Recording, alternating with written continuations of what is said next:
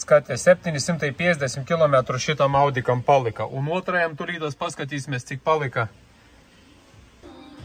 Un tagad otram Audikam paskatīsimies, cik kilometri palika.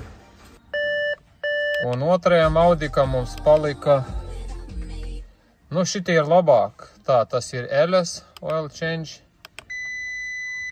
Un šitam 50 km un viss motors. Šitai vispār starp citu mašina noslāpa atvede mums pirms līgo atstāja teritoriju. Nevarēja vairs iedarbināt. Tulītās tiksim galā ar visu šito. Audi īpašniekiem galvas sāpes ar AdBlue sistēmai. Viena mašina bija ārzemēs vispār atbrauca pie mums un noslāpā, vairs nevarēja iedarbināt. Un otrais arī jau brīvdienā sāka problēmas būt ar AdBlue sistēmā, iedegies check engines, iedegies paneļi kilometrāžas, vienai mašinai tur 950, otrai mašinai 750 un arī izbeidzas ar to brauciens. Uztaisījām pilnvērtīgu diagnostiku, konstatējam to, ka pilnvērtīgi abām mašinām, abām identiska problēma, bākā vienai un otrai pamaz spiediens. Tad sanāk tā, ka sūknis bāka neuzspiež pilnvērtīgi degilas, tā nedegilas AdBlue sistēmu neuzspiež. Nav spiediena līdz ar to, un viņam izmetas kļūda, ka tā sistēma nedarbojas. Tad šitie kļūdas ir, piemēram, no vienas mašinas, reduction pressure too low, kad ir pārāk maz spiediens, 2.0 E8, bet arī vēl paralēli kļūdas gan par DP filtru, gan par EGR vārstu, engine control module disable. Nu, tur tas kļūdas nav saistītas ar AdBlue sistēmu un no citām kļūdām mašina nenoslāps. Galvenā problēma, ka mašina noslāps AdBlue dēļ. Mašina bija ārzemēs un tu vienkārši palieki bez mašinas. Jā.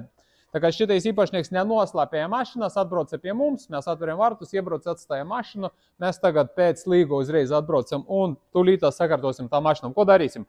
Ņemsim ārā vadības bloku no vienas un otras, liksim uz galda, neatverot viņus nolasīsim, pārprogrammēšu, saliksim atpakaļ, pārbaudīsim, uztaisīsim diagnostika, atkodējam tikai AdBlue sistēmu, DPF un AGR atstājam darbojuši, lai pilnvērtīgi veiktu regenerāciju. Kļūdas liekas nebūs paņemtas, pats programmatūru sakārtošu tā, kā vajag, un abas mašinas pilnvērtīgi turpinās braukt nākotnē, nebaidoties, kad viņa noslāps kaut kur tavu esot ārzemēs vai ziemā vai mežā vai vēl kāda veidā nenoslāps. Ir pārprogrammēti abi vadības bloki, gan vienam jau liek iekšā, gan otram. Paskatīsimies, ko mums rāda iekšā panelis. Tā nospiedām, ok, kapots atverts, ok, no problēma aizversim ciet. Viss. Vairs šeit nav paziņojuma par AdBlue sistēmu vai motora apstādināšanas. Tā kā abam Audi, gan vienam, gan otram, ir atrisinātas problēmas uz visiem laikiem ar AdBlue sistēmu. Ja arī tav ir gadījumā vajadzīga problēmas risinājums ar DPF, AGR, AdBlue, dūmainība, COCH, start, stop, jaudas mērīšana uz jaudas stenda vai čipošana, vari sazināties ar mums 277 447 25.